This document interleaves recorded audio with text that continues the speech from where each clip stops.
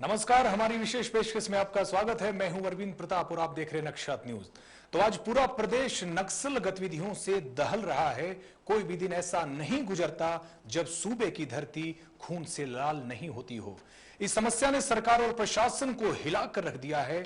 आज हम अपने विशेष पेशकश में आपको इसी हकीकत से रूबरू कराने वाले हैं कि क्या है इस मामले के पर्दे के पीछे की पूरी सच्चाई। पेश है टारगेट दिनेश गोप, जिंदा या मुर्दा।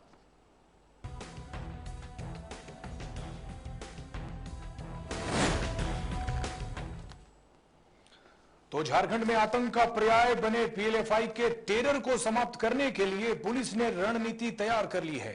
सरकार ने साफ कर दिया है कि जिंदा या मुर्दा दिनेश गोप को जरूर पकड़ा जाए। दिनेश गोप जैसा नक्सली बेहद खूंखार माना जाता है, जिसके डिक्शनरी में माफी शब्द ही नहीं है। उसकी बंदूकें गोलियों के रूप में मौत उगलती है। यही कारण है कि इस इंसान के रूप में जानवर बने दिनेश गोप का डेथ वारंट सरकार ने जारी कर दिया है। देखिए इस रिपोर्ट में। दिनेश गोप पीएलएफआई का सुप्रीमो है, ये आपकी भी जानकारी में होगा। और इसमें कोई शक नहीं है कि आज के दिन में सीपीआई माओइस्ट से ज्यादा खतरनाक ऑर्गेनाइजेशन पीएलएफआई हो चुका है। सरकार ने दिनेश गोप के खिलाफ बड़े पैमाने पर ऑपरेशन चलाने की बात कही है और इसे लेकर रूपरेखा भी तैयार कर लिया गया है। खूंटी का जायजा लेने के लिए डीजीपी और मुख्य सचिव ने दौरा भी किया है और दिशा निर्देश भी जारी किए हैं कि जल्द से जल्द दिनेश को जिंदा या मुर्दा पकड़ लिया जाए। इस आदेश के बाद पुलिस महकमे में सरगर्मी बढ़ गई है और दिनेश गोप के उग्रवादी गिरोह के खात्मा के लिए लोग तैयार भी हो रहे हैं।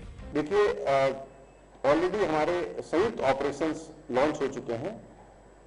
उनके जो ठिकाने हैं उनको हम लोग पिन पॉइंट कर रहे हैं। करीब करीब खूंटी में ही मुझे लगता है कि 10 से 15 की उग्रवादियों की गिरफ्तारियां हो चुकी हैं और भविष्य में आने वाले समय में इनके इस ऑर्गेनाइजेशन को जड़ मूल के साथ शामिल नाश करने के लिए जो इसके सपोर्ट बेस है या फिर जो इसके क्रियावादी हैं, उन सबकी गिरफ्तारी भी की जाए। उग्रवादी संगठन पीएलएफआई का विस्तार इतने बड़े पैमाने में हो गया है कि अब पुलिस प्रशासन और आम जनता के लिए सबसे बड़े खतरे के रूप में भी उभर चुका है और इसके खात्मे के लिए ऑपरेशन चलाए जा रहे हैं। हाल ही के दिनों में देखा जाए तो खूंटी, लोहरदगा, रांची के आसपास के इलाकों में सैकड़ों की संख्या में हत्याएं हुई है, जिसके तार कहीं न कहीं पीएलएफआई से जुड़े हैं।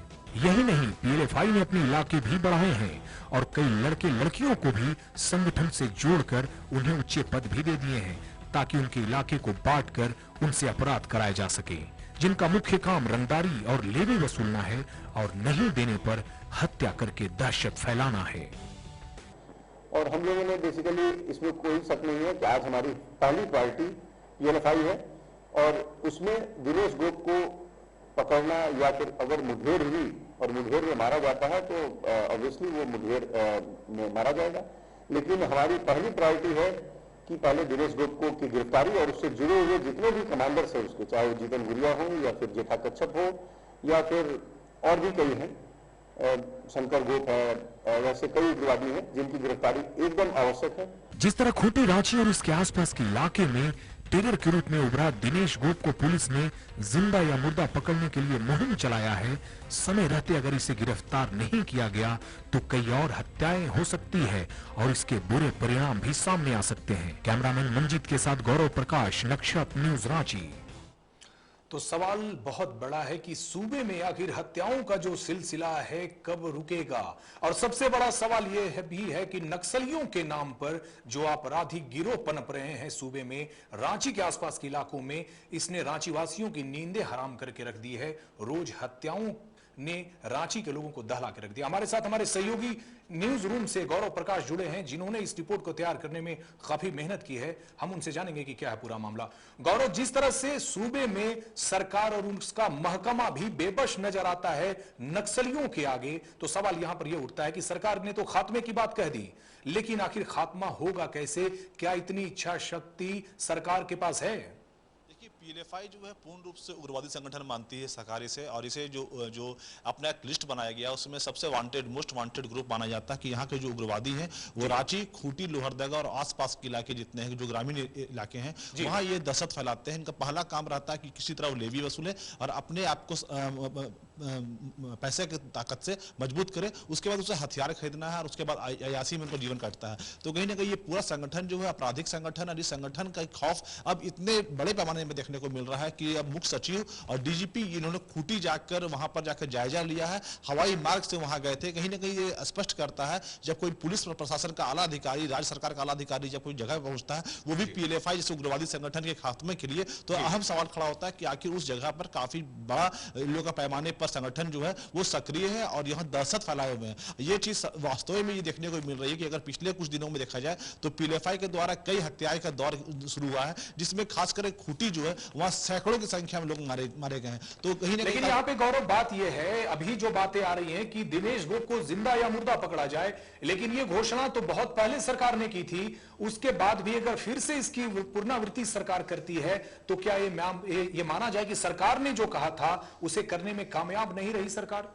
देखिए ये स्पष्ट हो जाती है कि ये पहली बार नहीं है कि आज के दिन तारीख में उसके नाम पर इनाम की घोषणा की गई है। उसकी काफी पहले, करीब 3 साल पहले पीएलएफआई के सुप्रीमो दिनेश गोप है, उसके ऊपर 5 लाख रुपए की इनाम की राशि की घोषणा की गई थी और उसे पकड़ने के लिए बहुत बड़ा अभियान चलाया गया था। लेकिन उस अभियान में अधिक कुछ फायदा नहीं मिले। कुछ जो उस संगठन के निचले स्तर के जो उनके सदस्य होते हैं उन्हें गिरफ्तार किया गया, कुछ एरिया कमांडर गिरफ्तार किए गए हैं, लेकिन उसके बाद कुछ बड़ी जो सफलता होती है वो सफलता हाथ लगी है। लेकिन हाँ, जब से पिछले 2 दिन जब से डीजी और वहां पर होम सेक्रेटरी गए, उसके बाद उस क्षेत्र में बड़ा अभियान चलाया जा रहा है। उस बड़े अभियान के तहत आज 2 दिन के अंदर करीब 15 की संख्या में उग्रवादी जो वो गिरफ्तार हुए, जिसमें 3 एरिया कमांडर है। तो कहीं ना कहीं अब पुलिस और सरकार चाह रही है कि दिनेश गोप का जो टेरर है, खास करके ग्रामीण क्षेत्र राजधानी रांची और खूंटी, गुमला, लोहरदगा, इन तमाम जगहों में उनका जो टेरर है उस टेरर को समाप्त किया जाए, इसके लिए रणनीति बनाई जा रही है और अब जो है एक बड़ा अभियान चलाया जा रहा है। लेकिन ये पुलिस प्रशासन के लिए एक सबसे बड़ा सवाल है कि आखिर ये